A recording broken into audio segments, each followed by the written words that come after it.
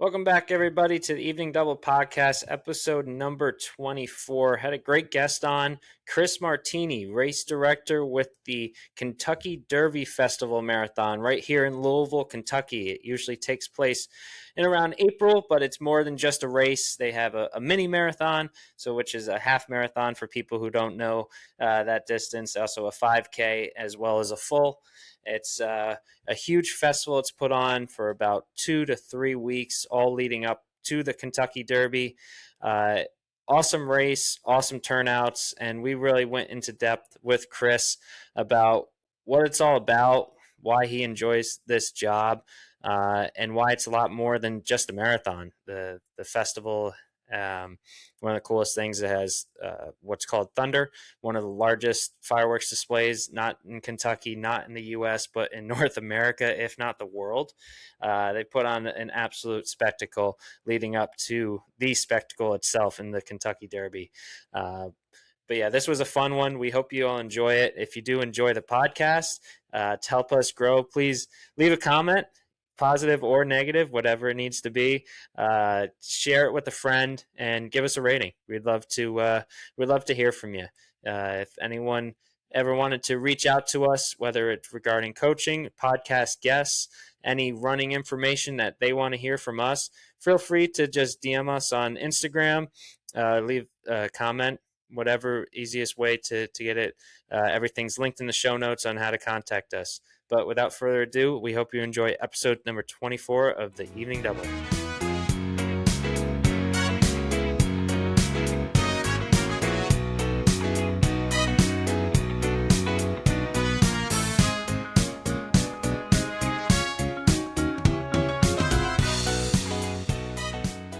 Live here with you go by Chris or Christopher? Chris. Chris. So Chris Martini, race director of the Kentucky Derby Festival, right here where we are in Louisville, Kentucky. Chris, we really appreciate you having you on. We Yeah. appreciate you coming on. And basically, what we want to do is just kind of talk about everything KDF. Obviously, it's a Cool. marathon, which is your side, but it's a lot more than that too. We just Yeah, want to hear. excited to be here. Appreciate the invite. I'd like to tell people we have a marathon, but we're a lot of other things with a marathon kind of inside of that. So, no, it's definitely it's a marathon 2 months for us. I'd like to say. So, Yeah. Yeah, yeah. so we just kinda wanted to first, get to know you a little bit. Are you from Louisville? Has this been something you've been Um, growing up watching and seeing, or are you a transplant to Louisville? so at this point, I say I'm from here, but I am a transplant. I've been here for almost 20 years now, maybe a little more. Yeah, that No, counts. I grew up in Northeast Ohio, a small town called New Philadelphia. So anybody who's familiar with Canton Football Hall of Fame, I grew up about 20 minutes south of that. So I say Canton, I say Cleveland, just kind of depending on where somebody's from. It's about 4 hours from here, or well, 5 hours. I was just texting with some of my buddies before they're coming down for this weekend, kind of explaining, look, it's gonna be you need to give yourself some time to drive. But no, I came down here to go to college. I came down here and went to Bellarmine, did my undergrad, my master's degree there. Briefly thought I was going to play baseball there. That didn't go as planned. But then stayed here afterwards. You know, kind of fell in love with the city when I was looking for somewhere to go to school. Knew I wanted to kind of go away from home a little bit. Bellarmine was kind of exactly what I was looking for from academics, sports, a number of different things. And then, again, like I said, did that for 4 years. Started kind of taking jobs and staying down here in the summer, and then actually went back and did my master's degree at Bellarmine as well. So stuck around, worked in a few different industries, mostly in events and nonprofit work, before I joined on with the festival in 2019. So I did some volunteer work there. It had been I actually had been an official charity of the mini marathon and marathon for a couple of years when I was at the Boys and Girls Club and the Catholic Charities doing events for them. And then so I did some volunteer work with the race, handed out medals, handed out water, things like that.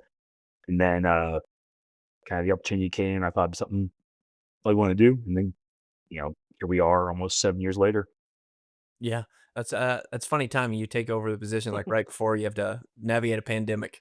Yeah, that's the kind of ongoing joke with our committee is I had the worst first year as race director ever because I started in October of 19, and um, as we all know, and we don't like to talk about, the pandemic hit in March. I remember we were getting an event planned. I had an event the week it happened.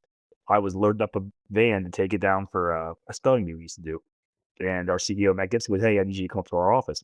All I'm thinking in my mind is, I swear, if he cancels this event after I spent all day loading this truck, um, but the week all kind of that was an interesting time.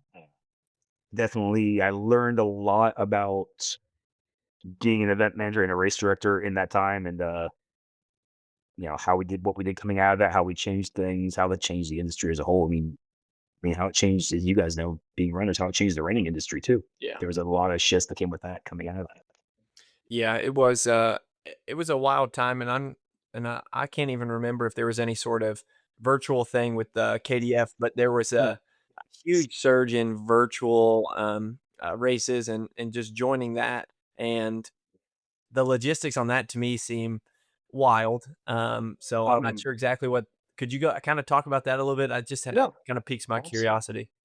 Yeah, so that was when we had the conversation. I was like, okay, we were doing everything we could 'cause no one, it was all new. No one knew really what was going on with it. You know, were we gonna be shut down for 3 weeks? Were we gonna be shut down for 18 months? Yeah. Um, so what we ended up doing was we originally talked about what if we moved it to August or September, knowing in Kentucky there was no way. And I remember the conversation I had with I have a wonderful team that I work with, board members, staff. We're lucky to have two really good runners in this city, who helped design the course along with several others. Like, if people know it, we work really closely with, and maybe is familiar with Michael Clemens, is a runner here in Louisville. He's one of my go-to people. Mike Campbell's my operations chair, Chad Wagner, who two guys who are pretty heavily involved in the industry around here. And we talk like safety wise, we can't do a marathon in August or September in this area. The heat is just like, I'm not a runner. Um, I've never claimed to be. I did a half marathon one time as a yeah, you should run this sort of thing with I got coaxed into it. But we were like, okay, we can do the half. We can do a mini marathon in that time.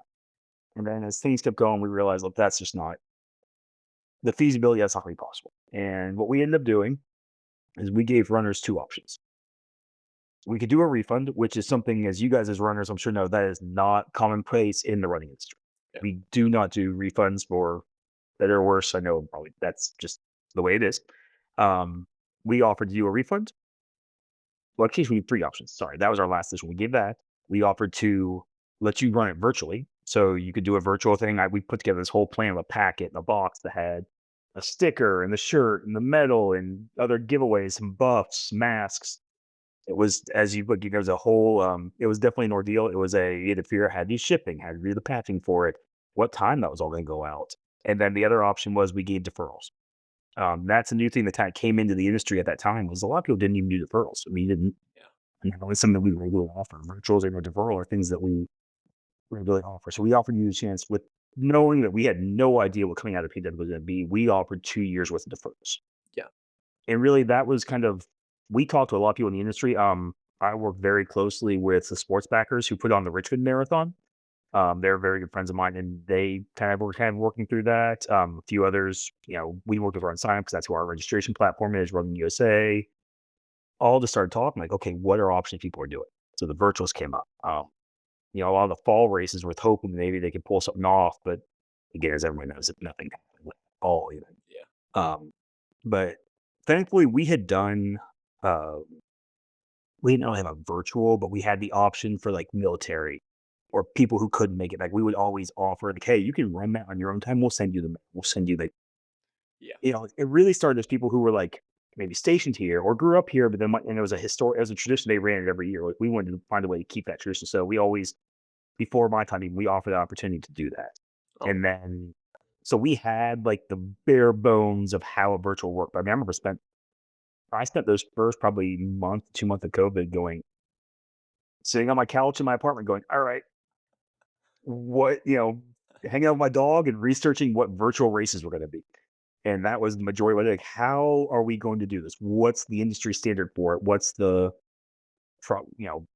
the options we had? So we did that. And, looking back at it, it was crazy. I'm glad we did it because it did keep us ahead. It meant we didn't cancel the race. We still had Well, no one gathered together, and of course, that year would have been on April 25th, which is ironically my birthday, and it was like the perfect running weather that year. So I remember that because I remember sitting on my deck, like a bunch of coworkers came over, they would come over and drop gifts and stuff off or whatever. And I was like, you gotta be kidding me. It is 55 degrees in the morning and a high of like 78. I'm like, I just want to think the whole time, like, I couldn't have asked for a more perfect overcast, like the perfect weather for for the race where you would have had like, it had all kinds of PRs. You would have had great, just, but yeah, so look, but we learned a lot from it. Yep. And then kind of, I don't know if you guys remember what we did in 2021.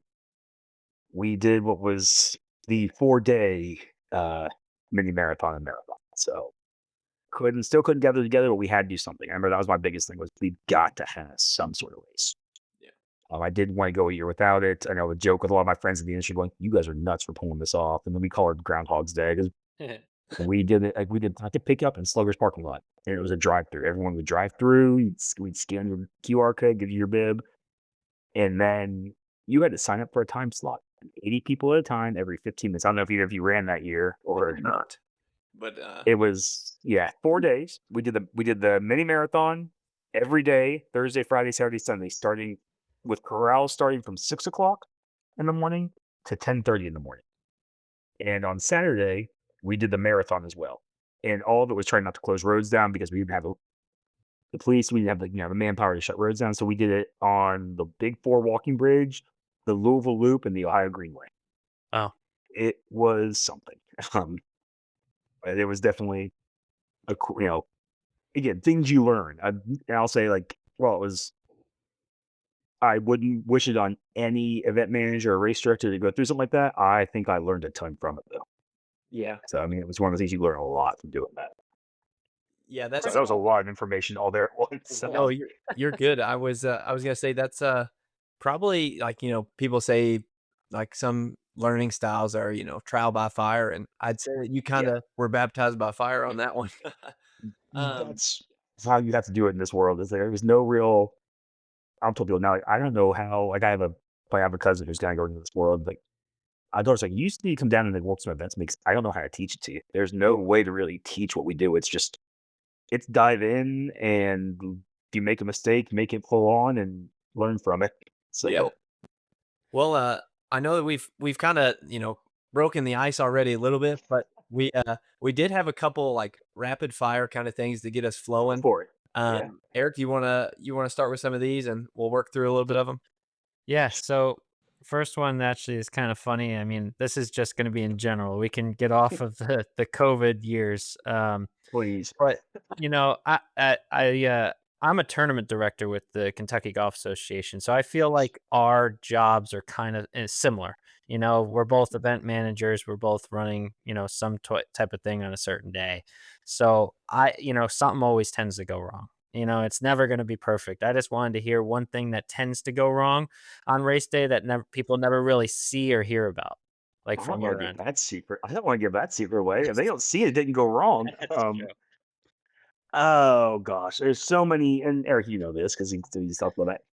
There's so many behind the scene things. I mean, can we joke about to your point? The plans that were final until the event's over is a saying that goes around our office from our CEO all the time. It's like the event's never final until it's over because it changes so much. There's so many things can happen. There's always something random. Maybe it's a turn's marked wrong when we're closing roads down. We got somebody fixing, or it's you know, things that are getting fixed before anybody's on the call. Like, that's the beautiful thing about it is we fix so many things before it ever happens. There's always something little. I mean, if you knew about it, it might seem like a fire, but it's like things we're hearing in my ear on the radio or something like that. Mhm. It's always something. Either it's there's enough of this, or there's nobody at this turn, or whatever it might be. Something. I think there's a joke. If you look at some of our early ops pictures from like even this past year, there's a picture of me and our operations chest at the start, like when he's pointing at a clock. And I know this conversation's going. This I don't know how that clock worked. We couldn't get it. Trying to figure out how to get the clock set. I mean, we know that we got them all set, but it's like nobody's seeing that because it's what 7:15. Yeah. Most runners are still crossing the start line at that point. So like I said, there's always little things. But the people don't see it, and that's the kind of beautiful part of it. It might be a big deal to us, and we may recap it, but then we're laughing about it, not that day, but later on we're laughing about a lot of it. So like, definitely the ones I see a lot of times are like moving people through the finish line. The finish shoot is one of those things. Just Yeah. you guys are running, you just ran 26 miles, and then all you want to do is stop and collapse. I'm sort of going, you got to keep walking to get through. So like, there's always that kind of like, why aren't people moving past this area sort of thing? So it's always looking at those little things, or there's always, and I work races all over the country, and there's some different things like that too. Like that's kind of a joke. Like you could be, one of the largest races like Chicago, or a small 5K with 1,000 people. You're gonna have the same problems. Yeah. It's the same little things that are gonna go wrong. Like, hey, did somebody close down that, or did somebody put the, did somebody mark that turn? Whatever it might be. They put a sign up for this. I've seen those little problems at everything from the smallest race I've worked to the largest races. It's like it's kind of got somebody laugh. I went, okay, they don't have it all figured out either, so it makes you kind of feel better. Yeah. Everyone can find those same things. So yeah, it's hard to pick just one. It's scary. No, that's a good one, and I you'll probably find this funny because I can totally relate to that. Where it's like, people didn't see it, but it was just mayhem. Like in the moment, we had our biggest tournament, our men's state amateur in June, and it was at the University of Louisville Golf Club, and we got all sorts of signage, tents everywhere, all over the golf course. And Tuesday night or Wednesday night after our second round, before our third round, our last round, they were calling for thunderstorms. But I mean, I was just like, it was just supposed to be like, a regular, like nothing crazy. And I'm like, we can just lower the tents. They're staked in. Everything's fine. I got there at 5 o'clock in the morning in the middle of literally probably one of the worst storms we've had all summer. It was literally like darn near a tornado came through. And in the morning, we delayed it obviously because of the weather, but we had a tent literally thrown almost on I-64. We had other ones that were 50 yards away. We had a sign floating in a pond 500 yards away. And like no one saw this because no one was on there. But when we got there, it was pure panic. So Oh, usually my favorite things. I think I got one this year. 3 a.m. I get a call from our LMPD kind of going, "Hey, can you come meet me at this point?" Like that's mile 24. Why am I going to mile 20? Oh, it rained last night, and it's we've had that for the last couple of years. It's rained on our 5K. Like, oh great, there's a portion of the course with standing water. That's gonna be fun. And again, we figure out a way to make it work. We didn't have to change anything. It was like there's always those little things. It's kind of one of those, you go MC a sweat. And that's why you don't that's why we had tents. That's why we have private areas where we do that stuff in. So it's there's always something, but again, that's part of the gig. That's literally what we're there to do. And I think that makes for me that's what makes it fun. Yeah. Problem solving those things and fixing all that sort of stuff. Well, I was gonna ask you what's some of the most stressful parts of the race day or week, but those seem like that might take it. Um, Um or is there something else that is usually more stressful for you? I know you said you kind of enjoy the problem solving aspect of it. I do enjoy the problem solving. Definitely that race morning is like 2 hours leading up to the starting gun going off are probably the most stressful. Like one of the best things one of my coworkers told me, he's now my boss, said like he's hey, once they're on the course, they're on the course. The event's happening. So it's going. But I think that it's just that build up and anxiety. Like the build is my favorite part. That the day before when we're building everything, watching it go. That's kind of why I was something like watching our city go from nothing to whether it's Thunder, the marathon, the parade, festival, any of that stuff, go from nothing, just a blank canvas to all of a sudden in 24 hours we've built this whole village and this whole event and seeing now that's my favorite part. But definitely for me it's just that morning in that buildup. There's so much going on and it's great because I'm great. Yeah, I have an amazing team that does all the work, but it's that there's that stress buildup going, okay, let's just get that, let's set the clock, get here quick, and then those runners on the course. At that point, it is just fixing things. Um, so that is making sure that everything, all the water stops got delivered, all the mile markers got put out, all the aid stations got their what they need and have their supplies, the tents are where they're supposed to be. All that stuff is like now it's happened the day before, but it's you really test where the stress level is and where the confusion is that morning as you're leading up to it. So it's probably my busiest time of the day is truly from I get on site probably between 3:30 and 4 o'clock. So I'd say 4:30 to about 6:50 from the top. That is the busiest time. Like my radio's going nonstop, but we're also trying to do a start line production. Like, we have the mayor speaking. We have the uh, representatives from Humana speaking. We have, this year we had our we unveiled the cauldron, had the lighting of that. So it's all that going on. Like, I'm trying to make sure all that's happening, but also in my ear the entire time I'm listening. If I'm not dealing with it directly, I'm listening to the rest of my team saying, okay, hey, we're moving this, we're doing this. I'm like, okay, I have to trust that all that is being done while I'm doing my part. So that part can be stressful, but it's also what makes it exciting. Like I said, I have an amazing committee, staff, board that's there to support us, and it always gets out that hitch. Yeah. And, something about races and no matter what type of event, there's always, traditions that happen. I just was interested in hearing like what your favorite tradition of KDF is. I mean, it doesn't even have to be involved the marathon, anything through the whole, few weeks of it. Um, it's just weird for me because I didn't grow up here, so I didn't grow up with the kind of tradition. I didn't know what Thunder was till my freshman year of college. And because this Thunder, like, oh, cool, it's fireworks. And a friend of mine, she's only heard that I work for the city. So she's just, you got to see it. You didn't come on to see this. Like, okay, I get what the thing is now. I think, one for me, it's hard to pick a favorite tradition. Like, I think one of my favorite events is kind of the way I'll go with it was, again, I love the race. The Mini-Marathon is that whole race weekend is really my bread and butter. It's where I spend the most time on. The Great Bend races that happen on Monday in Broadbent Arena. It's just fun. For me, it's kind of my wind down. It's one of my events I'm in charge of as well. It's just, you go from everything that has to do with the race to, the seriousness of the elite athletes and the Boston qualifiers and all of that, which, again, phenomenal athletes. I can't imagine doing what they do in running, watching a wheelchair athlete come in at 57 minutes this year for the half marathon was unreal. Crazy. But then going and doing the bed races at Broadbent, where it's two teams racing in a figure eight with these homemade beds on like push cart sort of things.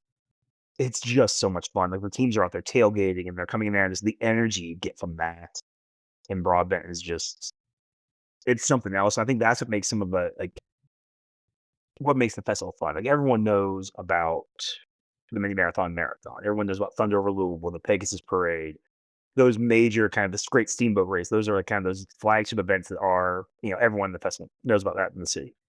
But some of those other events like that, like for me, it's the big races. Like they told me, I remember my first year I had that. And I'm like, I don't understand what this thing is, but it sounds really cool. And it's just shit.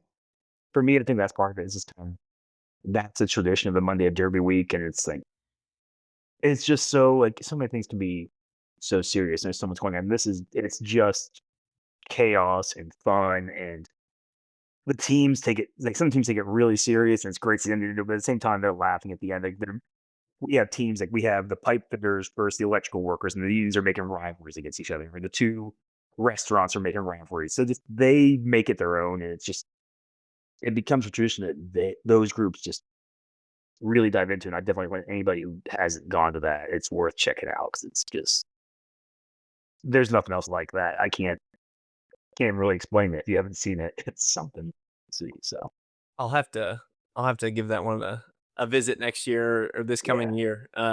It's a lot of fun. It's a get our Pegasus spin gets you into that one. It's just I'll do a shameless plug. It's just a lot of fun. It's happens. The people they tailgate for part of the day. We do a tailgate thing, but racing only takes an hour. We do 28 heats in an hour. Just run the figure eight. They do it. Get these teams fly through this thing, or they take out the cones out and their bed doesn't make the turn, which is also hilarious and so much fun to watch. So Yeah, we'll definitely have to give that one. I always, like you said, you've been here 20 years. I've grown up here, and there are still so many things that I'm learning that are happening around different festivals, different city parts of the city. And I always say that I spent like I was in college for 6 years, finishing up grad school and stuff in Richmond, Kentucky. So I really feel like I can tell you the ins and outs of Richmond. But like growing up here, the city's so big that I feel like I still have so much to do. So I'm excited to learn a little bit more and kind of dive back into KDF. And I'm excited. I'm gonna at least try and run part of this this year at some capacity. So I'm excited to do it. Awesome. Um, Yeah, I mean, we got plenty of events. We had a 5K 2 years ago, so you got that going for you too if you're looking for a shorter distance. So yes, the 5K. I do like the 5K a little bit more. I haven't. Eric is a little bit more on the marathon side of things. I haven't gone quite up there yet. So the 5K would be a good option. The mini seems pretty good. But awesome. last one, kind of our. Well, we got two more of these little rapid fire ones. But what's kind of the biggest way you've seen KDF change outside of the fact that the first 2 years were kind of a kerfuffle of virtual races and putting it together? So many ways. I mean, I think we just have it as a staff continue to evolve. You look at what's going on in the world, where new things are out there, where are people wanting. Like that's our big thing. Is we're the community festival, and so we're trying to evolve in any way we can for that. What can we bring that people want? What are the new things? So is it with Thunder over Louisville adding the drone show? Is it the marathon we've had since I've been here? We've had a couple different courses for the race now. We've gone to Indiana with the marathon pro. Now we're back out going to Iroquois Park and Down River Road. We finished at the soccer stadium for a few years when they first built Lynn Family. Now we're back up finishing downtown at the Waterfront. I think we're in one of those, and it's a fun time to be there because we're in a constant state that's changing. How do we continue to grow things? How do we make it new and exciting, but also keep the traditions of what we do?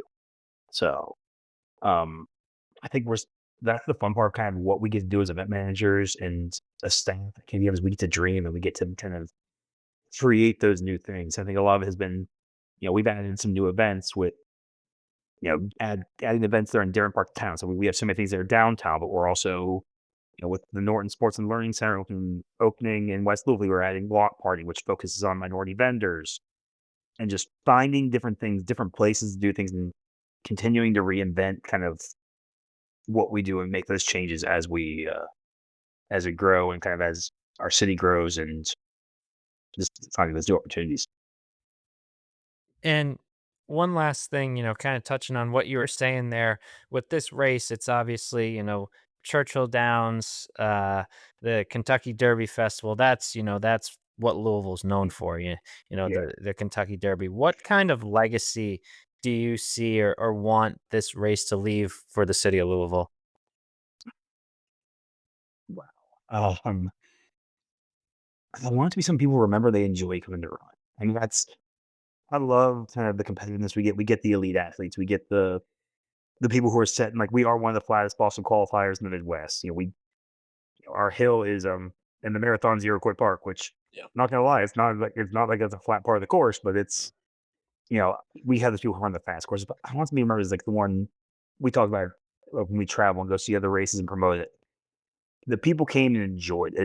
And it was something, they got to see the city through running through all the different areas in town. You get to run through Churchill Downs, you run through Iroquois, you run through our park system, finishing down at the waterfront by, Slugger Field.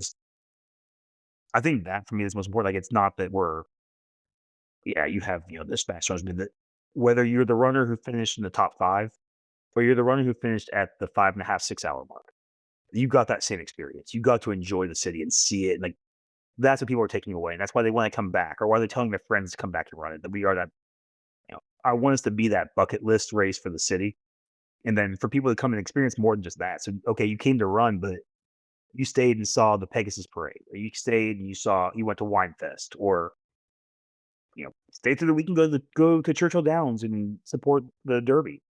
So, something that it brings you into the city and you want to be here to see more of it. Yeah, that's a pretty great thing to hear. I'm proud of the city of Louisville and love it here. So glad to. I think it's in good hands. So I'm excited about that. And I was going to say we just recently had a conversation with Scott Abbott, who runs CIM out there, California International Marathon, and um, a big thing he also emphasized was, and we talked about this briefly, was the community aspect that the city buys into the atmosphere in the meet or in the race, and Yeah. that's the biggest part of it. So I think what we as like a city with it being, and then we're kind of transition to the actual Derby Festival as a whole, is just like you were saying, is it's not just a race and you leave. There's plenty of things to do and plenty of things for people to come see the city and do different things around the festival itself and around the race. So I'm excited. I think that, that sets a very good platform to continue to grow and make it like those bucket list Yeah. races you're talking about. So as we kind of transition a little bit, the festival itself is more than just a race. And, kind of take us through a little bit of, you know, what is the whole festival? And, are there any other races? I know we mentioned that there's a couple distances, and Yeah. then also like Thunder's involved there too. And, just kind of, are you involved with any of the other planning of that? Oh yeah. Yeah. Yeah. So the festival as a whole, I'll kind of start there. We are the community festival. So Churchill Downs has the Derby, the race. There's race week, Derby week. There's Oaks, Derby, 5 Tuesdays, all those different days. And what we try and be is intertwined and all that. So we're a separate, the Kentucky Derby Festival is a separate entity from that. We're the festival for the community. So we want to bring, free or cost effective entertainment. So like our Pegasus pin is a big deal. Again, you guys being from here know that you can take them there. And then your retail, you major retailers at the gas stations, at the gates festival, it gets you into those events. So we want to be that piece for the community that is something for everybody.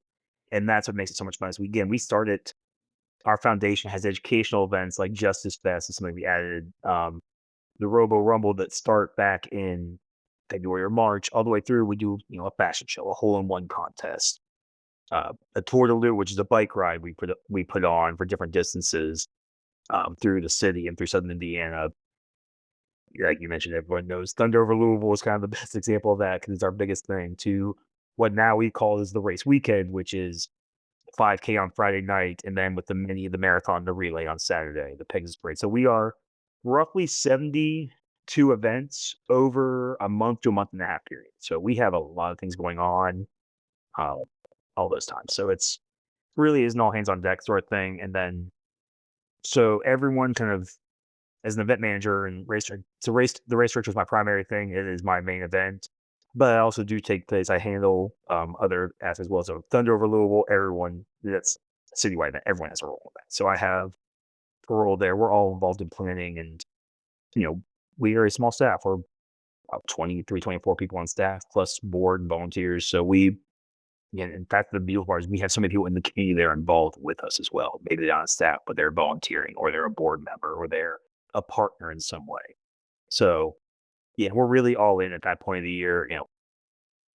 Whether it's our event or someone else's event, we're working on it. So it's that's the fun part. So yeah, like I mentioned before, it's not just the race. The race is a big part of it for me and for our organization. But outside that, kind of that's why I joke around with some of my friends, the other friends in the industry when I go work on the race is like, look, the day after the race, I'm transitioning after everything's packed up and the trucks are returned.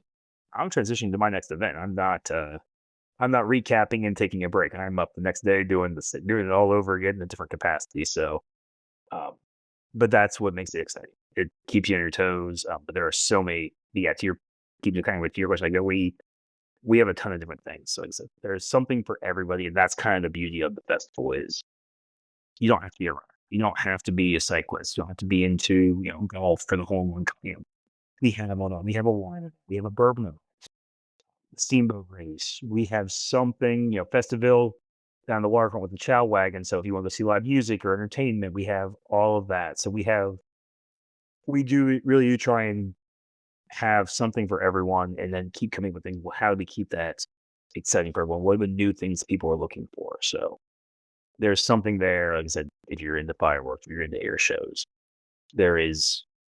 we really try and be something for everybody. Yeah, and that talking about like all those things that you guys do, for people that don't know, you said Thunder usually kind of kicks it off, right? Yeah. And when is that compared to the Derby? So Thunder is usually 2 weeks before the Derby. Okay, so this So festival is usually around 2 weeks. yeah, that's when the kickoff with Thunder over Louisville was. We have other events that happen before that. Yeah, Thunder is always 2 weeks before the Derby. Traditionally, then the mini-marathon and marathon is the Saturday before the Derby. So we go back to back weekend. It's kind of rolls in every weekend. We have something through April. We have something major. So, is knowing that the Derby's so that's kind of interesting. The Derby's always it's going to be the first Saturday in May. So we build back from there. So the parade will be the Sunday before Derby because that'll kick off Derby week. Race weekend was we call race weekend kind of starting with the expo and the packet pickup on Thursday, Friday, Saturday is race weekend. So that's that. And then leading into that, we have Festival, which runs for 9 days. It opens on the Thursday of that week and runs through Oaks. Thunder would be the Saturday before that. So it's kind of going back that way. We have things that, but Thunder is the kind of it's the kickoff to Derby. So that's our kind of the opening ceremonies. Um, but we can have other smaller things around that leading into it. Yeah, that's awesome. And for people who don't know, Yeah, Thunder is I don't. It's so hard to explain to people. Again, like I said, not being from here originally, I didn't understand what it was. I'll be honest, I didn't fully understand it until I worked here. Like I would go to the Chowag. I knew the mini marathon. I knew Thunder, Steamboat Race. I remember seeing it, but I didn't know. I didn't know all this stuff was connected until all of a sudden, like I'm in the event world in the sea, going, "Oh, this is all one company producing this." yeah. So you kind of you learned it, again, until you really are in it, it's so hard. People don't realize how much of it is all connected And and how it's the same people. yeah, a lot of it I have not seen personally. I'm a transplant. I've only been here less than 2 years, but I did see Thunder. And for people who don't know it, it literally is one of the largest fireworks displays in North America. Not in Kentucky, not in the U.S. Like in North America, it's not the world. It's And we insane. have, world class air show as well. We have a great team that produces that. So doing that over the river with the drones is just it's a full day sort of thing. I definitely recommend if you're looking to come for it, definitely if you haven't been to it, come down to the waterfront experience. It's something else. It's a fantastic and I saw the person was hooked, and we would go all the time before I started working. Now I'm down there because I'm working it, so I get to we're down there that whole week building it and watching it come together. So Yeah. yeah, it's definitely it's one of those things I definitely would put on a bucket list for somebody who wants to see something like that. We're that's the place to come to. You get a great experience with it. And one last question I have before we kind of transition a little more into depth with the race is you keep talking about the team that you have there. How big is the KDF team? How many people are involved? Um, so varying in how so staff wise, we have about 24 people. Okay. Then we are lucky to have a great board. We have a board of 70, and they are really a working board. The board members all serve, so everything is done by committee.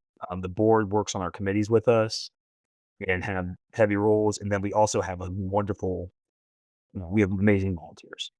They'll do everything from being the volunteers who might be at an aid station or selling Pegasus pins or helping, walk units down a parade route to those people who, like I mentioned, I have a couple that are operational that help us build the venue, drive the heavy equipment, the partners who put the fence up. So we really, we are a small staff, but we have a great network that we reach into that will pick up the phone whenever we call and will work with us. So, and, definitely not a one man show by any means. While we're a small staff, we have great support from people in this community that will lean in and pick up, do anything we ask for them in that time frame, and be happy to do it and show up at 3 o'clock, 4 o'clock in the morning in the rain, and hang out with us all day. So I don't know if happy is the way I describe that, but they will show up with us to stand in the rain, which is you can't ask for anything better than that. Basically, my pair members are sitting and pouring on storms and having people just stop being like, "Are we set up to do this again?" It's just and it's just we have fun with it. You have to at that point. So Yeah, I completely agree. It's that means you got the right team when they can absolutely, be be appreciative of what you're doing, even being in the rain. And I'll tell you what, as a runner, especially at the potential of the heat in Louisville, a little bit of rain, unless it's humid, a little bit of rain is a nice thing on race day. I always joke, and I'll probably get some flack for this from some committee. I don't mind when we have the potential of rain. I don't want like I joke. I had one of my real close friends from Houston came up and worked with us this year, and we're sitting in the 5K in the rain. He said, "Lord, I'd like to lodge a complaint. My socks are wet." I'm like, "Well, Nick, you do what you're getting into," but it's one of these like, hey, we can have that, or we can have blistering heat and have people, and have issues with that. So yeah, I'm I know I'm gonna get some flack from people on that one. I don't mind a little bit of. I always joke like, hey, potential of rain. With your alternatives, and I hear a lot of runners kind of getting to your point, say like, hey, that keeping it a little cooler like that is not the worst thing you could have happen. Yeah, if I've it seen some really hot races Mhm. here and other places have worked, and that's like other races that don't work, and those are always make me a little nervous. Yeah, that's a probably a and, it's like what you were saying, earlier into the conversation. You can't do this race in September or October or September or August, and that's because, like, the heat is, 1, unsafe, and 2, it's nice to, have a race with the potential of some a lot cooler weather because that's at that long of a distance. As runners, we prefer it, and it's a little bit more ideal for like actual performance and optimization of of your actual running. So that's always good. I always welcome a little light drizzle if it cools it down. But So, we wanted to talk a little bit about the course itself. yeah, It's had some changes. I know in the original course was, more looped, and then it started going a little bit over into Indiana in the last couple years, kind of mainly a post-pandemic kind of, yeah, route change, and then we're seeing it come back to being Louisville full loops, going to the south end and touching Iroquois Park, and, not just touching it, getting some people get hit by Iroquois Park, for uh going into Iroquois Park. Yeah. yeah, and then coming back downtown. So, kinda take us through a little bit, what drove some of those changes outside of just pandemic, and then what part of the course now, if any, would you wanna make sure always stays the same? So, I mean, the course has changed over. We're at our 4th year of the mini marathon, and the course we just had this year was our 25th for our marathon. It was a big celebration we did. The courses had a number of iterations. At one time, it was a point to point. It used to start out in Iroquois Park, um, and it was right out there. It would start Iroquois in the downtown. The looped courts happened. I don't want to put a year to it because I don't remember when it was mid to late 2000s. You saw a lot of races go to looped courses. Mhm. Obviously, like a Boston is going to be always be your exception because that is a point to point. Because where they want you ending for that one. New York, same sort of thing. The looped course, there's a benefit to it in the city just because you can park and then you can get to your car post. There's not a bus. You don't have to catch transportation. So we made those changes again before my time with the festival. Yeah, the changes we made again, like you mentioned, some of those pandemic driven. Some of it was when family opened. It was the new thing we wanted to highlight. That we had we still have a great partnership with them, and we wanted to highlight that. So we did that, and it worked out during COVID. That was amazing because it gave us a start finish point that we could work out of with the parking.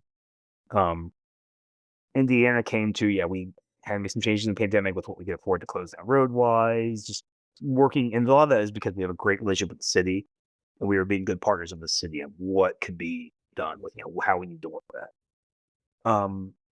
So the move back downtown happened. We kind of started realizing with the size as we saw the race continue to grow, we knew we had more space to work with.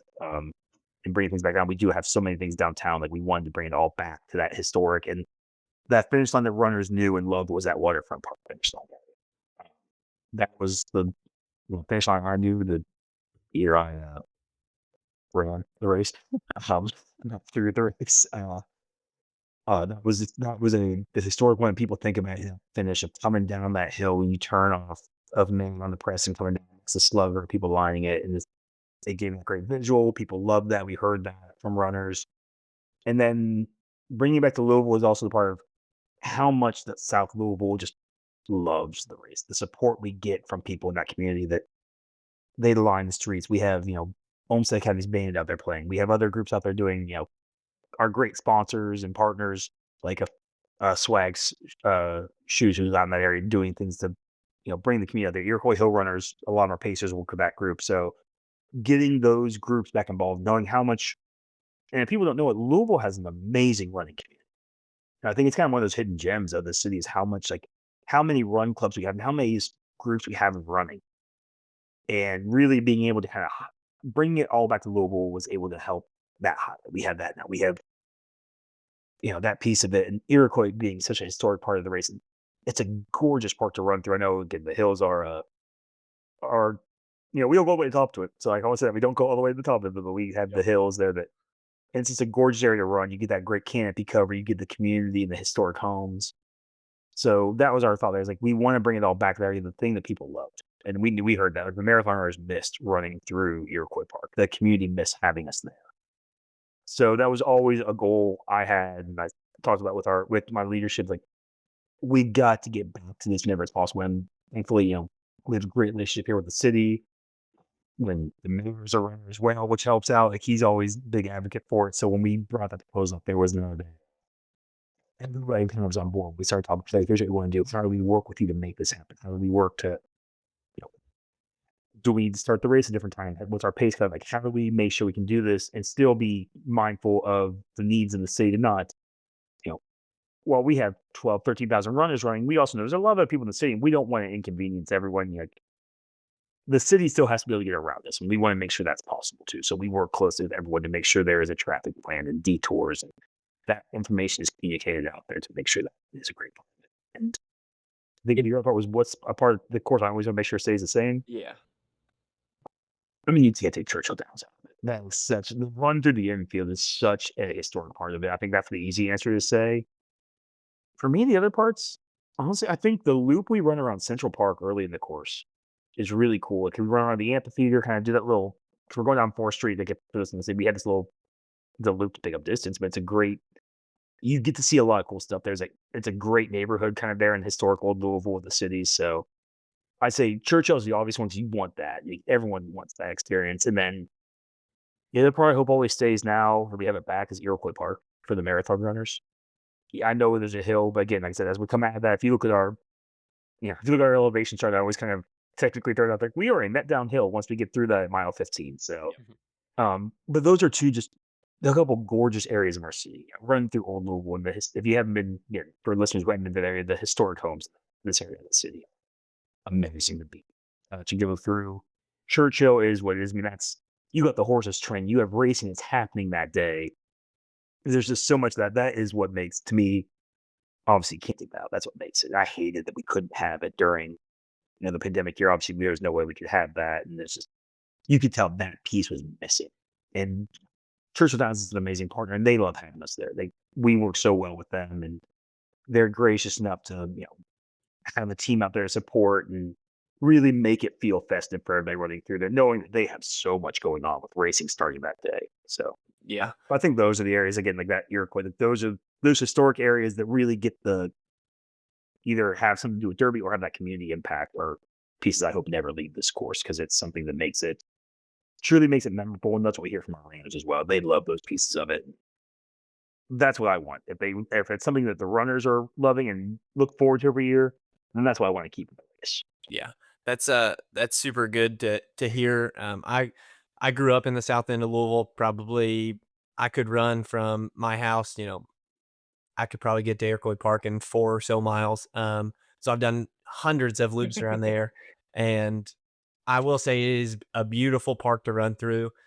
So if anybody listening here doesn't know, Iroquois Park, South End kind of park, and the Southern Parkway, the road that kind of connects through it is, I think it's one of the prettiest stretches of road in all of Louisville. It's got to be 5 or 6.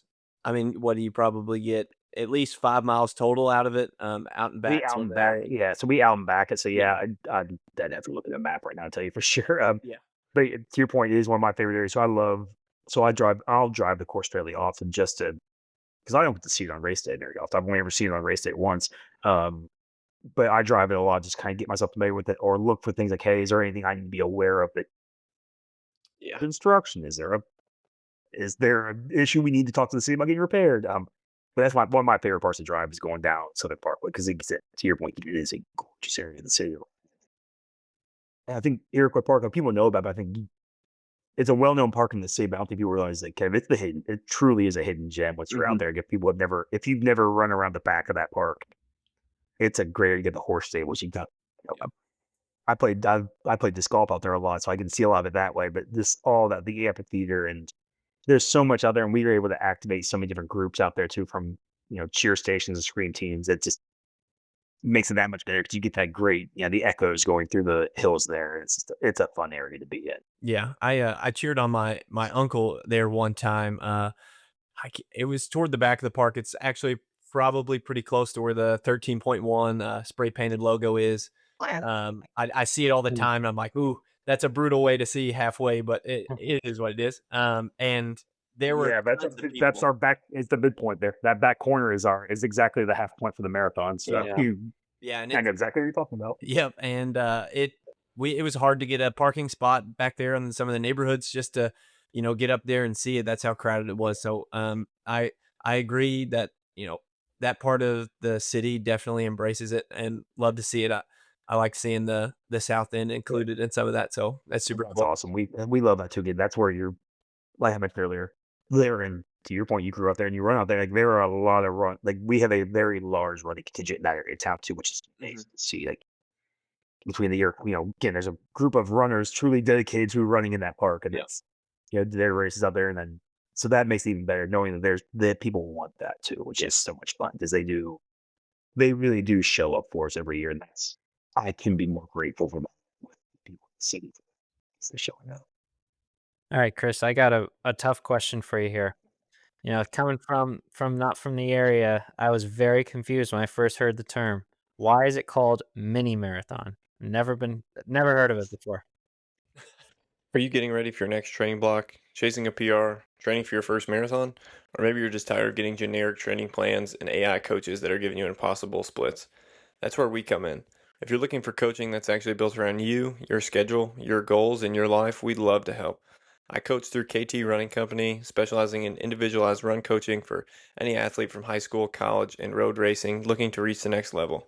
Eric coaches through Stride Core Fitness, offering personalized run coaching along with strength training and Pilates to help you stay healthy, build durability, and perform your best. If you're interested in working with either of us, send us a message on Instagram or check out the links in the show notes to schedule a free call. We'd love to learn about your goals and help you put together a plan that actually works for you. Now, let's get back to the episode. All right, that's a fair question. It's just a fun way we play on it. There are a few races do it. It makes it sound a little more fun than a half marathon. There's plenty of half marathons. There's been a few minutes. So, That's fair. If that's there's nothing kind of better when behind I it, get that question a lot. I get again. I am lucky to have a lot of friends in this industry, and I get the same question. They're like, "What's a mini marathon?" Like, it's a half. I said, we know what it is, but it's a fun way to do it. It makes it sound it's more approachable. It's a mini marathon. that's funny. Well, So so my next question actually kind of stems off of it. And, a lot of these bigger races, you guys get a lot of participation. I mean, I think if I may be wrong, but I thought it was close to 15,000 last year.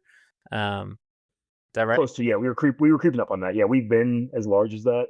Yeah, we were around that last year. So So that's, first of all, that's a lot of people to get around. And second, that having two races start at the same time. So you have the marathon and the mini starting at the same time, two different courses, obviously kind of similar routes, but kind of take me through what it's like having two different races start. Do you split the marathoners and half marathoners into different corrals? Are they all just all mixed in together? Is there any type of logistics splitting them? I just it's kind of a difficult thing. To just wanted to hear kind of how it works. well, I'm going to brag on my team again because they do an amazing job with this. I have a great start line team, I have a split team, I have a course team, and runner service team. They are all of them are committee members and volunteers. A couple of them came on as friends. Like I call him buddy of mine who's a track coach. Went, hey Rob, you want to bring some of your kids out and run my split? Just like it was one of those like I'm gonna call some favors in and see if I can get some people out here to help me with it. So what we do, we start everybody together. So we do a shotgun start, and it's a. Sorry, can you guys still hear me? Yep. Okay, sorry, my headphone did something weird. Um, we start everybody together, and it's a. So yes, cross off. We were rolling start through all our corrals. We corral you off your time. So when you register, you sign up with what your estimated finish time is. So we require you to keep at a minimum, a 15-minute pace for the mini marathon and a 13:45 pace for the marathon. We also have the relay that happens within there too. That's our marathon course. That's another piece of we bust relays. Your first leg starts at the start line, and we bust everybody out to the different split points around the course. So The nice thing with our course is the first 8 miles, everyone runs together. So you're broken up by time. It's not marathon, many marathons, different crowds. It's everybody's in the same. If you're an A runner, you're an A crowd. You're gonna have different colored bib. That's the main way we tell it is so your marathon bibs are orange and your mini marathon bibs are blue. And if you look at the signage on the course, we mark it that way too. Like Keaton, you're talking about the painted 13.1 marker. If you look at the different ones, like we have the big mile markers, the split signage, we also color code that with blue and orange so runners know kind of when a runner gets, as you guys know, when runners get locked in, they're not looking at, oh, but you follow that color. So when the arrows are the same color, both colors turns together. When we hit that split point, it is because we split, come back together and split again, which is not uncommon for races. But it is a logistically, it's fun to do. What we do is we put some fencing up when you come out of Churchill down. So the split happens right after everyone comes out of Churchill, which is again, you're at mile 9, so we're spreading out some, but there is still that you get that swell of runners. Those truly when you get, especially when you get to that 9 to about 11-minute mile pace, it's a lot of runners coming through there. So we put up some fencing and we leave some gaps in it. We have a digital board that reads for marathon to take a right, mini marathon take a left. So it's where it splits there on Central and Third Street. There by the most familiar with the Jim Patterson baseball stadium for U of L. It's our split point. We have some signage hanging from the lights up there to kind of say the same thing, have the big arrows. We have, thankfully, we have DJs on course. We have a DJ, and our wonderful DJ X is a big partner of ours, Ben Davis, who is a host there. He's also our MC at the starting line. He has been very gracious as a runner himself to record a voiceover for us. They kind of, I'm sure if I talk to my split team, it plays in their heads that announces that split. And then we also have a team out there. Guys, I have a friend who has a track team, and his team is out there calling it out, splitting it. So we're watching bibs, we're yelling out, okay, you're going this way, you're going, making that split point for them. And then when they merge back together, we cone the course. So at the merge back together, because as I mentioned, runners will go out to Southern Parkway, loop through Iroquois, and come back down. So we're running both sides of the road on Southern Parkway. When we merge back together, we cone it because your fastest marathon runners are going to be coming back together when you still have mini marathon runners running. So we do a cone to help do a merge with that. We also have an amazing bike team. Shout out to the Louisville Bike Club here locally. They are out on course, managing board. We have besides our lead vehicles, we have a bike on our lead male, lead female, and then we have a team that have monitors throughout the course. So they're helping kind of do that, make sure people are going where they're supposed to go. But we merge them back together, and then we come back down and we do a split at mile 22. So it's a little cruel. I'm not gonna lie. We joke about it is right when you get to that final turn where the mini marathon runners are turning, coming down the finish line. Marathon runners go straight past it and have to go out for our out and back kind of if you look at our course, we have a tail that is an out and back portion of it. Again, my start line team does an amazing job. They set the fencing up there after everyone clears the start line because it's coming back through our start. And they're up there monitoring that and kind of, again, we have a message board, we have fencing, we have cones with, they're called cone toppers, or essentially toppers that marathon, mini marathon, arrows pointing which way you go. So the team manages that. So that's kind of how we manage it. It is, it's not perfect. It's definitely runners have to be aware. We do a lot of pre-messaging about that for runners. Like, hey, here's how the course will go. We have that in our script at the start line. We put the turn by turn out there. We try and get the course map out there as early as we can so runners can familiarize themselves with it. Like I said, we have our bike team. We have a course team. We had a couple guys who are truly just kind of floaters on course and trucks that are monitoring it. And then my split teams are fantastic. I'm just kind of watching it and they're calling it out. Not only are they calling, they're doing other things too. Obviously, they're calling out who our leaders are, so we know who we're looking for the winners. But they're also managing. Hey, we have so many people still going on the marathon. The last runners in the split. They're calling all that monitoring times. So it's really is a team effort. And like I said, we corral them based off time to try and help with that as well. Our runner service team does a great job. When you sign up, you have to sign up for a pace time, and that team works from there, kind of doing a whole analysis. And our runner service manager, she has a whole system set up where she can run through an Excel spreadsheet and everything else. Kind of figure, okay, here's how we're going to seed them based off of this. So we don't run into the issues of so even if you're running the mini or the marathon, if you're running those different races, you're still running with people who are running a similar pace to what you ran, which is really important when you come up with those splits. Because you can't if you're with someone who's running slower, which hey, we want all the runners we can in the race and we want everybody to enjoy, but we want to make sure you're running it from a safety perspective at this pace that makes sense with people around you. And our pacers do a good job. Like that, we have a lot of things out there between race ambassadors, pacers, split teams that kind of make sure all that happens. And we do everything we can to kind of pre-set that and prep it with everyone. Like, hey, these are the splits are going to be, and to avoid having to Eric, to your point, having multiple starts for the same race when we're running the same course for a large portion of it. But it's definitely an interesting thing. That was one of the first time ever I'm learning at the race my first year when. So how do we manage who splits where and how do we tell them? That was the big question I had. Like, how does this work? And that's kind of it's what it is, and like that's what you see a lot of races do.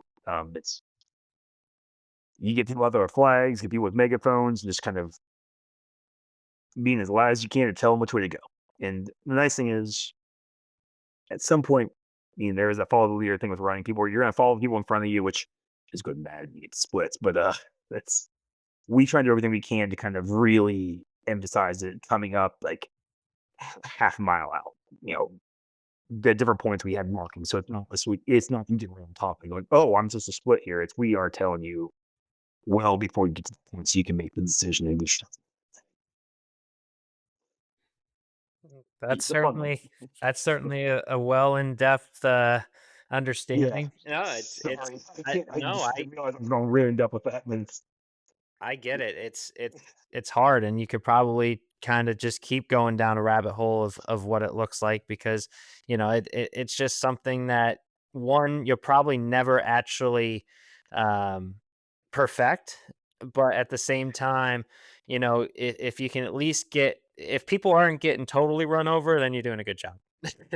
Yeah. yeah, that's what we look at is like how do we make it as seamless as possible, knowing that you're dealing with a lot of runners coming through there. So, and thankfully, runners are fairly aware of that. Mhm. You get the course out there, you can read the turn by turns. That helps a lot when they know that ahead of time.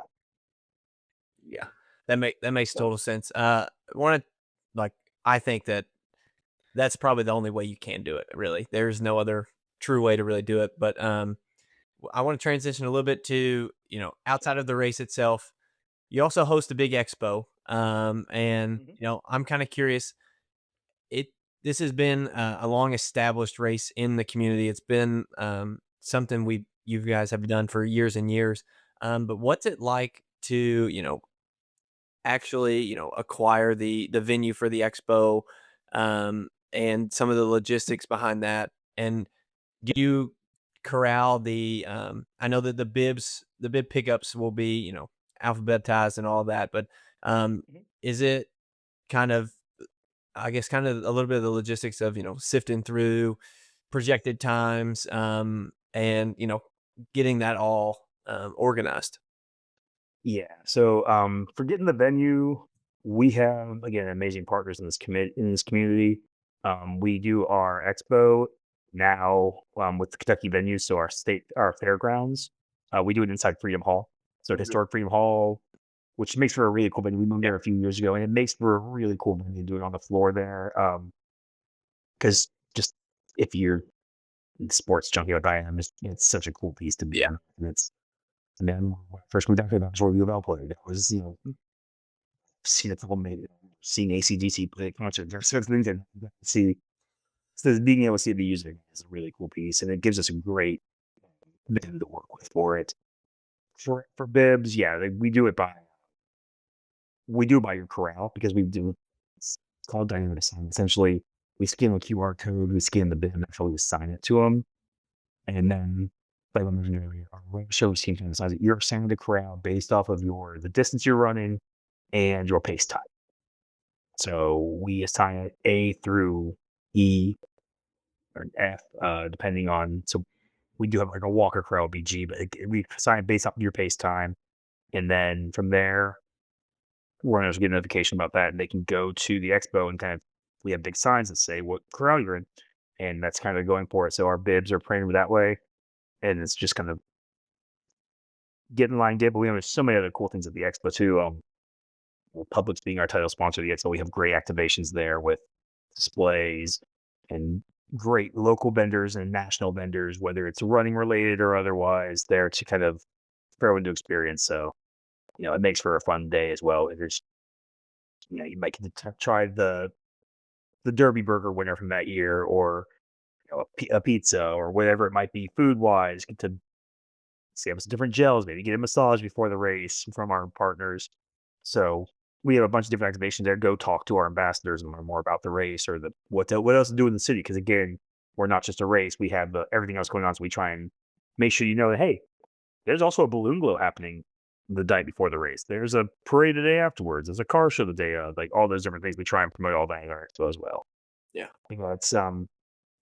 It's definitely a well-oiled machine. There's a lot of logistics to go into it. But making sure kind of people know where they're going when they're in there. It's just a big floor, and then, hey, here's where your corrals are. That's the biggest thing runners are asking for. Hey, where do I find my corral? Where do I get my bib? Where do I get my shirt?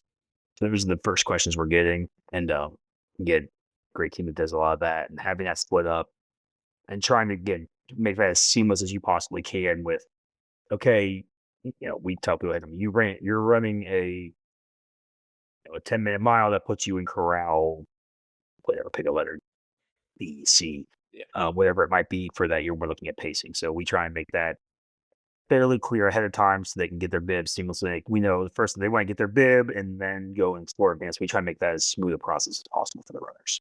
Perfect.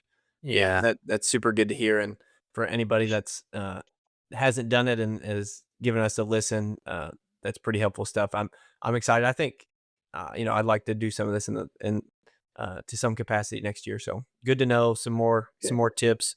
And then we split with the 5K too. We have a different area for that, going that's a whole different race. That's a different bib too. So we can make sure we have that split out. So we try and do everything we can on our end to make sure it's smooth, because we need that to be right on race day too. We make sure you're wearing the right bib so we can get your time right. So as we start to wrap up here, Chris, I got one that probably threw a little bit of a wrench. It's been 2 years in a row now. Carmel. And what happened with them the last 2 years. I'm interested, for people who haven't heard, 2 years ago, well, I guess it was 2 years ago, Carmel got canceled on race day because of thunderstorms. Then this past year, it got postponed 3 days before because of potential thunderstorms, so 6 weeks later. So I wanted to hear, you must have gotten some sort of late influx of runners from there. I just wanted to hear what that was like. And did it throw any type of wrench where you couldn't let people in, or you got them all in at the last moment, or? So when it canceled 2 years ago, horrible thing. I know the race trainer, but we talked with them. What we did was I reached out to them directly and said, look, feel horrible, you guys, because nothing worse than that having to cancel a race. We offered a discount to those runners, like, hey, we'd like to offer you a chance to come run with us because you couldn't get to run your race. We're close by. So we did see an influx that year because we kind of offered them and trying to help out. I've mentioned I work on the races. This is a small industry. Everybody knows everybody. You want to work well with everybody. So you try and be as hospitable as possible with that and kind of work with them. So we offer the kind of, what can we do to help you guys? We offered your runners a chance to run. If you were registered for Carmel, here's a discount to run with us. We were lucky enough that we do have the capability to take the runners in the distances they were looking to run that year. And we know not all of them transferred that, but we did see an influx, and that we knew when that happened, that was kind of what I was looking, going, okay, this is going to be a thing. Like, we probably had to adjust to some corrals that maybe weren't where they wanted, because we had some corrals full. Runners can will adapt to that a lot of times, which is great. Like, hey, okay, I might be a C corral run, but I have to start in D because when I register, when I pick my, things like that. And we know once you get, it's the gorgeous thing about chip tanning. It's not about crossing. It's when you cross the start, that's not when the gun goes off. So, yeah, we were able to make it work. Just hate to not dwell on it, isn't it? To see that happen with a race, not having 2 years in race is the way. With a great race, they do a great job with the race. A lot of people run it. It's a great course, nice course, nice area. So we were lucky enough to be able to kind of help out. And give those runners a place to, which is always kind of the goal. We want the sport. It's give them a chance to have that good experience. And while unfortunately they didn't, thankfully they only had the delay this year, which the runners can still kind of robbing with teams of training a little bit. They were still able to win. So we're just happy to be able to be a part of it. Yeah, no, that's awesome. That's I had no idea how that really worked to be able to offer something like that. That's a cool thing to do. Yeah, again, that's a nice thing, kind of with this industry being small. A lot of us know each other, kind of from a race director or operations standpoint. So you have those networks, through organizations like Revenue, so risk management. We've all kind of you get to know each other in the region, or even nationally. We work each other's events. We'll jump on calls and brainstorm. Text somebody says, "How would you do this?" Or "You do this. How do you walk me through the process for it? Send me your map for how to do this." Like we all work together, so we try to support each other. And Awesome. That's good to hear. And as we're wrapping up here, I want to be respectful of your time and appreciate you coming on. it's a good But fun. I've got one last question for you. What would be kind of like, I guess, a piece of advice or something that you would want to give to somebody that's looking to, participate in the mini or the full or even the 5K this coming spring? Oh, I'm gonna do it. Register. Registration opens this fall. I'll do the shameless plug. Say that again. Registration open early this fall. Sign up. Come on. If you're worried about training, we offer a free training program as well. We have great partners, Norton Sports Health. We offer a 15-week training program for the mini, for the marathon. We'll offer it up for the 5K. What I'd say is come out and have fun with it. Like we know people are running for times. Like outside that, and that's great. I want to, it's awesome to see the people coming in when we see the guy. He's going to come in, 2 hours and 10 minutes or 2:05 for the marathon, whatever it might be for those records. And I was lucky enough to watch a world record happen in Chicago a few years ago, which was amazing to see. Just don't worry about it. Come out and have fun. Run your race. It's not about winning. It's not about, run the time that makes sense for you. You train for it, and then enjoy the moment. Like have fun, get a group with you, and just make it fun, make it a memory. And that's the biggest thing I can say is, obviously sign up and register because we want to see you out there. We want to see, I want to see all of you at the finish. I'm out of the finish line. I want to see everybody come through, and I want to see those numbers keep growing. I love seeing all the different countries and states we get runners from, but at the end of the day, just come out and have fun with it. It's a fun race. It's a gorgeous day to run through. You got, as we've talked about a couple times, we get great support for it. So the more people we get to come and experience that, the better. You can take it back and share with your friends how much you enjoyed it and come back and run it again. So we'll shameless plug there, but it's definitely that's what we want to see is everyone out there for it. Yeah, and I can back Chris's point. I've never ran the race. Last 2 years I've been here, I ran Boston both years, so it was the week after, so which was a little tough for me. But I'm like, Hey, it's just a shakeout run after Boston. That's what I keep telling people. I don't know.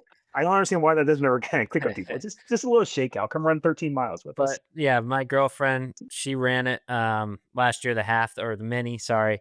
And she loved it. It was her second ever 13.1, first time doing it by herself. I saw her, I think, like 9 times in the first 5 miles because it just keeps That's moving awesome. around. So she loved it. She thought going through Churchill was super cool, and seeing the horses, she absolutely loved it. So I will back Chris on it. He's not just saying it because he's the race director. It is an awesome race. They do a great job, and there are a lot of people down there, and it was a cool scene last year. Yeah, that's what I'd like to hear. Hopefully, we'll see you two out there running it this year. Yeah. Yep. At some point. Yes, for sure, for sure. Well, Chris, we wanted to thank you for coming on and thank for being, part of the race directors that really care about, not just the athletes, but also the city and are really trying to make a great experience. That's what we love to see. We're big and into, promoting running for all kinds of people and whoever's enjoying the sport, and love to see that the people in charge of the big events that bring so much joy to people's seasons, years, trips, things like that are really taking the time and the effort to put together such a great product. So thank you so much for coming on and being a part of the Evening Double podcast with us and sharing all the ins and outs. Absolutely happy to do it. Thanks for the time, guys. Thanks for supporting the local races too. It's a great thing to see. Yeah. All right. All right. Episode 24 of the Evening Double. We'll see you on the next one.